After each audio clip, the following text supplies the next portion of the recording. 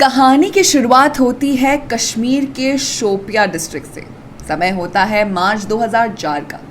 शोपियान के पास घने जंगल के बीच एक वीरान घर होता है जिसमें दो आदमी मौजूद होते हैं। ये दो आदमी किसी तीसरे आदमी के आने का वेट कर रहे होते हैं। घर में मौजूद ये दोनों आदमी कोई आम कश्मीरी आदमी नहीं बल्कि साउथ कश्मीर में कई आतंकी गतिविधियों को अंजाम दे चुके हिजबुल मुजाहिदीन के आतंकी अबू तोरारा और अबू सब्जैर होते हैं।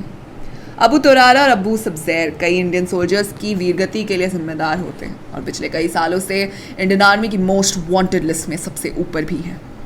इस एरिया से अगर किसी को भी हिजबुल मुजाहिदीन को ज्वाइन करना होता है तो उन्हें अबू तोरारा और अबू सब्जैर के पास ही आना पड़ता है।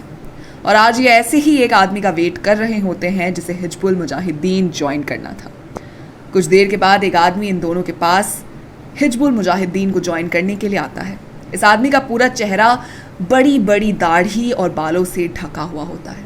इस आदमी का नाम होता है इफ्तिकार भट्ट। अबू तोरारा और अबू सब्जर इफ्तिकार से पूछते हैं कि वो हिजबुल मुजाहिदीन क्यों ज्वाइन करना चाहता है। तो इस पर इफ्तिकार उन्हें बताता है कि 3 साल पहले उसका बड़ा भाई शोपियान के पास एक एनकाउंटर इंडियन आर्मी के हाथों मारा गया और तब से वो कैसे भी करके इंडियन आर्मी से अपने भाई की मौत का बदला लेना चाहता है। इफ्तिकार भट्ट उन दोनों के पास एक प्लान के साथ आया था। वो उन दोनों की मदद से इंडियन आर्मी की एक चेक पोस्ट पर अटैक करके अपने भाई की मौत का बदला लेना चाहता था। इफ्तिकार के पास इंडियन आर्मी की चेक पोस्ट और एग्जिट रूट्स के हैंडमेड मैप्स भी थे। इफ्तिकार की इतनी अच्छी तैयारी और इंडियन आर्मी के लिए नफरत देखकर अबू तोरार और अबू सब्जर उसे ज़्यादा पूछताछ नहीं करते हैं और उसे हिजबुल मुजाहिदीन में ज्वाइन करा लेते हैं। वो दोनों इफ्तिकार के इंडियन आर्मी की चेक पोस्ट पर अटैक करने वाले प्लान में उसकी मदद करने के लिए भी मान जाते हैं और अटैक की प्लानिंग करने लगते हैं। इफ्तिकार 2 हफ्ते तक अबू तोरारा और अबू सब्जर के साथ उन्हीं के घर में रहता है। इंडियन आर्मी के चेक पोस्ट पर हमला करने से एक दिन पहले ये तीनों शोपियान में बने घर में ही होते हैं।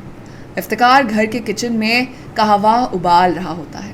कहवा कश्मीर की खास चाय है जिसे वहाँ के आम कश्मीरी लोग काफ़ी ज़्यादा पसंद करते हैं। घर के एक रूम में अबू तोरारा और अबू सब्जर पलंग पर बैठे होते हैं। उन दोनों की AK-47 राइफल्स उनके साइड वाली दीवार के सहारे खड़ी होती है और वो दोनों किसी बारे में बातें कर रहे होते हैं। थोड़ी ही देर में इफ्तिकार 3 कप कावा ट्रे में लेकर इन दोनों के पास आ जाता है और वो दोनों एक कप कावा ट्रे में से उठा लेते हैं और पीने लगते हैं। लेकिन अब अबू तोरारा को कुछ सही नहीं लग रहा था। उसके मन में इफ्तिकार भट्ट को लेकर कई सारे सवाल आ रहे थे। वो अपना कावा साइड में रखते हुए इफ्तिकार से पूछता है, तुम कौन हो? ये सवाल सुनते ही इफ्तिकार चिल्लाते हुए कहता है कि अगर तुम्हें मुझ पर थोड़ा सा भी शक है तो मुझे यही मार डालो। अगर तुम्हें मुझ पर यकीन नहीं है तो ये ऑपरेशन नहीं हो सकता। पहली बार इफ्तिकार को इतने गुस्से में देखकर अबू तोरार अपनी जगह से उठता है और इफ्तिकार को गले लगा लेता है और फिर अबू सब्जर से इशारों में पूछता है कि इसका करना क्या है। जैसे ही अबू तोरार अबू सब्जर की तरफ मुड़ता है वैसे ही इफ्तिकार अपने फेरान से एक पिस्तौल निकालता है और एक के बाद एक 4 गोलियां फायर कर देता है। अबू तोरारा और अबू सब्जर दोनों मारे जाता है। इसके बाद इफ्तिकार उन दोनों को चेक करता है और वही पलंग पर बैठकर अपना कावा पीते पीते रात होने तक का वेट करने लगता है। रात होते ही इफ्तिकार उस घर से बाहर निकलता है और पैदल ही कहीं जाने लगता है। चलते चलते इफ्तिकार इंडियन आर्मी की 1st पैरा SF की बेस पर पहुंच जाता है। तब हमें पता चलता है कि इफ्तिकार कोई और नहीं बल्कि इंडियन आर्मी की 1st पैरा SF के ऑफिसर मेजर मोहित शर्मा होते हैं। मेजर मोहित शर्मा का जन्म हरियाणा के रोहतक में 13 जनवरी 1978 को सुशीला शर्मा और राजेंद्र प्रसाद शर्मा के घर पर हुआ था। उनकी फैमिली में उनका एक बड़ा भाई मधुर शर्मा भी है। मेजर मोहित शर्मा ने अपनी स्कूल की पढ़ाई पूरी करने के बाद NDA यानी कि नेशनल डिफेंस एकेडमी का एग्ज़ाम दिया था और इसी के साथ उन्होंने महाराष्ट्र के एक इंजीनियरिंग कॉलेज में भी एडमिशन ले लिया था। लेकिन जब उन्हें पता चला कि उनका सिलेक्शन NDA में हो गया है तो उन्होंने अपनी इंजीनियरिंग की पढ़ाई छोड़कर साल 1995 में NDA को ज्वाइन कर लिया। अपने NDA के दिनों में मेजर मोहित शर्मा ने स्विमिंग, बॉक्सिंग, हॉर्स राइडिंग में काफ़ी अच्छा परफॉर्म किया था जिसके लिए उन्हें कई ट्रॉफीज़ भी मिली थी। NDA में 3 साल की ट्रेनिंग के बाद साल 1998 में major Mohit Sharma Indian military academy join कर लेते हैं जहां पर उन्हें rank of battalion cadet adjutant से सम्मानित किया जाता है। IMA में 1 साल की ट्रेनिंग के बाद मोहित शर्मा साल 1999 में 2nd लेफ्टिनेंट के तौर पर इंडियन आर्मी की सबसे पुरानी रेजिमेंट्स में से एक मद्रास रेजिमेंट की 5th बटालियन जिसे 5th मद्रास के नाम से जाना जाता है उसमें कमीशन कर दिए जाते हैं। मिड 2000 में मेजर मोहित शर्मा को कश्मीर की पूंछ राजौरी सेक्टर में 38 राष्ट्रीय राइफल्स के साथ अटैच कर दिया जाता है जहां पर वो कई सारे काउंटर इंसर्जेंसी ऑपरेशंस का हिस्सा बनते हैं और अपनी ब्रेवरी और लीडरशिप स्किल्स को शो भी करते हैं।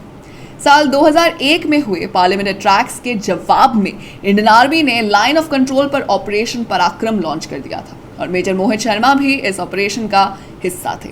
इसी ऑपरेशन के दौरान मेजर मोहित शर्मा राजौरी सेक्टर में एक सक्सेसफुल काउंटर इंसर्जेंसी ऑपरेशन को लीड करते हैं, जिसके लिए उन्हें तब एक आर्मी चीफ जनरल सुंदराराजन पद्माभन से chief of army staff commendation भी मिलता है। अपनी 3 साल की कंपलसरी मिलिट्री सर्विस पूरी करने के बाद major Mohit Sharma para special forces को चुनते हैं और ट्रेनिंग पूरी होने के बाद जून 2003 में वो एक पैरा कमांडो बन जाते हैं।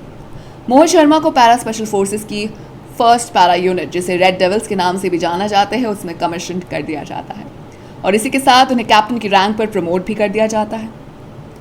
अब कैप्टन बन चुके मोहित शर्मा को फर्स्ट पैरा एसएफ में कमीशन होने के बाद पहली पोस्टिंग चंडीगढ़ में दी जाती है, जहां पर उनकी मुलाकात आर्मी सर्विसेज कॉर्प्स की कैप्टन ऋषिमा से होती है।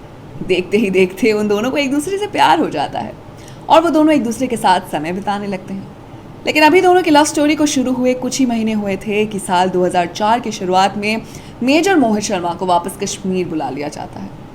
यही वो समय होता है जब मेजर मोहित शर्मा को हफ्तों की प्लानिंग और डीप कवर में रहने के बाद इफ्तिकार भट्ट बनकर साउथ कश्मीर में हिजबुल मुजाहिदीन के रिक्रूटर अबू तुरारा और अबू सब्जर के पास जाते हैं और उन्हें 72 हूरों के पास पहुंचा देते हैं। इस ऑपरेशन के बाद नवंबर 2004 में मोहित और ऋषिमा विवाह के बंधन में हमेशा के लिए बन जाते हैं और शादी के तुरंत बाद मेजर मोहित शर्मा को इंडियन इन्फेंट्री स्कूल के कमांडो ट्रेनिंग विंग और उसके बाद स्पेशल फोर्सेस ट्रेनिंग स्कूल में इंस्ट्रक्टर के तौर पर पोस्ट कर दिया जाता है। बेलगाम में 2 साल तक कमांडोज को ट्रेनिंग देने के बाद मेजर मोहित शर्मा को एक बार फिर से साल 2008 में कश्मीर बुला लिया जाता है। तो क्या इस बार भी मोहित शर्मा देंगे किसी बड़े ऑपरेशन को अंजाम? ये तो हम जानेंगे वीडियो के अगले पार्ट में। लेकिन दोस्तों, बात यही है कि ऐसी ही कोई कहानी हमें सोल्जर 2 में देखने को मिल सकती है। तो आप हमें बताइए कि आप सोल्जर 2 के लिए कितने एक्साइटेड हैं। साथ ही अगर आपको वीडियो पसंद आई हो तो इसे लाइक कीजिए, दोस्तों के साथ शेयर कीजिए और फिल्मी दुनिया से जुड़े रहने के लिए सब्सक्राइब कीजिए हमारे चैनल बॉलीग्राज स्टूडियोज़ को।